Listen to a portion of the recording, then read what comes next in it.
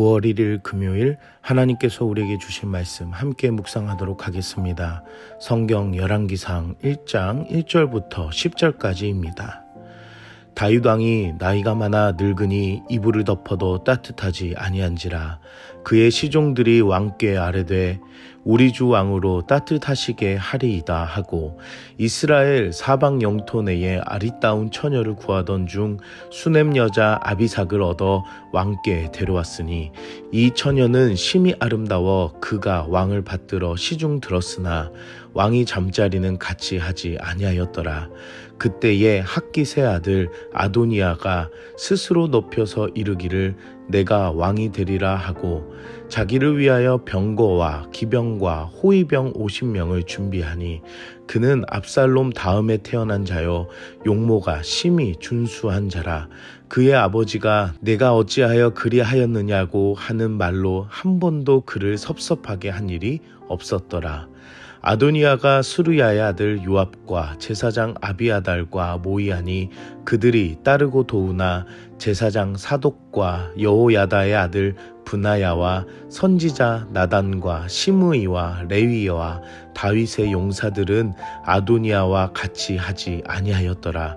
아도니아가 에느로겔 근방 소헬레 바위 곁에서 양과 소와 살찐 송아지를 잡고 왕자 곧 자기의 모든 동생과 왕의 신하된 유다 모든 사람을 다 청하였으나 선지자 나단과 브나야와 용사들과 자기 동생 솔로몬은 청하지 아니하였더라. 오늘 본문에서는 다윗 왕이 건강이 나쁜 상태임을 보여줌으로 시작하고 있습니다. 이전에는 위대한 용사였으며 정치가 또는 음악가, 양을 치는 목동이었던 다윗이지만 이제는 몸에 온기조차 없는 힘이 빠졌으며 죽음이 임박한 모습을 볼 수 있습니다. 신하들이 다윗의 기력을 되찾아주려 여러 방법들을 찾았으나 육신의 몸에 기력이 다하지 못함을 보여줍니다. 5절에는 다윗의 넷째 아들인 아도니아가 등장을 하며 자신이 스스로 왕이 될 것임을 선언합니다.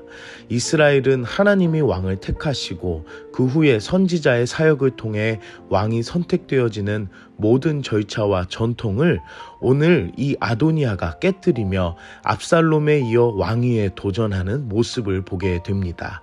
외적으로는 압살롬처럼 왕이 될 모습을 갖추었다고 느껴지는지 자신의 군사와 지지자들을 찾고 세력을 키워나가는 모습을 보게 됩니다. 아도니아는 제사장 아비아달과 장군 요압의 두 사람을 자신의 편으로 만들었습니다. 이러므로 아도니아는 제사를 드리고 중요한 사람들을 초대하여 대관식을 열게 됩니다. 자신들의 형제들을 초대하여서 왕위 계승권을 포기할 수 있게 만들고 스스로 왕이 되고자 하는 야망을 가지고 준비하는 모습을 볼 수 있습니다. 오늘 다윗과 아도니아는 육신으로는 노쇠함과 젊음으로 나뉠 수 있습니다. 하지만 이스라엘의 왕은 육신의 젊음으로만 하는 것이 아닙니다. 로마서 8장 5절에 보면 육신을 따르는 자는 육신의 일을, 영을 따르는 자는 영의 일을 생각하나니 라고 성경은 이야기하고 있습니다. 아도니아는 육신의 젊음으로 스스로 왕이 되어 시작할 수 있을 것이라 생각하고 진행하며 결국 아도니아를 따르는 이들도 영의 일을 생각하는 자들이 아님을 볼 수 있습니다. 하지만 다윗은 몸이 노쇠할지라도 그의 마음과 생각은 그리고 영성은 온전하며 건실하였습니다. 그리고 영을 따르는 자들은 역시나 영적인 일을 생각하는 사독과 브나야와 나단, 솔로몬이었습니다. 왕위는 자신의 욕심으로 설 수 있는 것이 아닙니다. 하나님께서 택하시고 기름 부음 받은 자여만 가능합니다. 겉보기에는 노쇠하고 겉보기에는 젊다고 사람의 생각대로 쓰시는 것이 아니라 하나님께서는 하나님의 사람에게 일하시며 세워나가시는 것을 볼 수 있습니다. 우리의 안목이 육신을 따르는지 영을 따르는지 말씀을 통해 도전받는 시간이 되길 기도합니다. 오늘 우리는 무엇을 적용할까요? 영의 안목을 가지며 살아가는 믿음의 사람이 됩시다.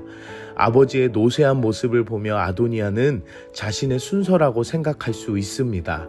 그리고 아버지를 한 번도 섭섭하게 한 일이 없던 말을 잘 듣는 아들이었습니다. 하지만 아도니아의 선택은 잘못된 것입니다. 이유는 하나님이 빠졌기 때문입니다. 하나님의 사람은 하나님께서 일하심을 바라보며 구하며 그 때를 준비하는 사람입니다.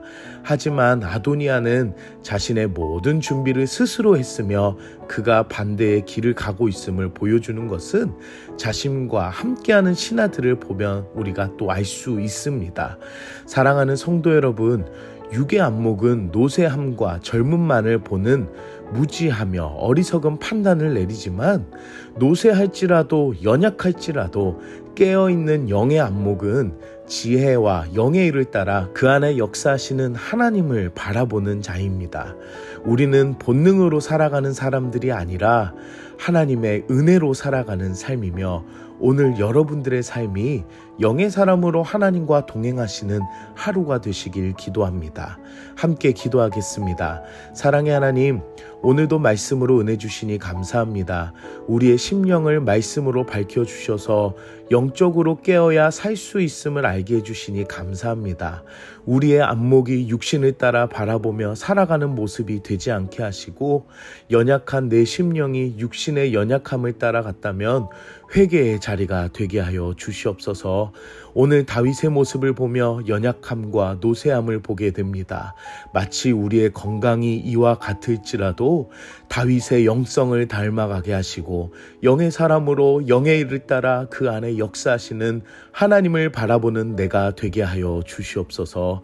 사람이 스스로 할 수 있다는 죄악의 교만함을 내려놓게 하시고 영의 안목을 가지고 살아가는 믿음의 사람이 되게 하여 주시옵소서. 예수님의 이름으로 기도드립니다.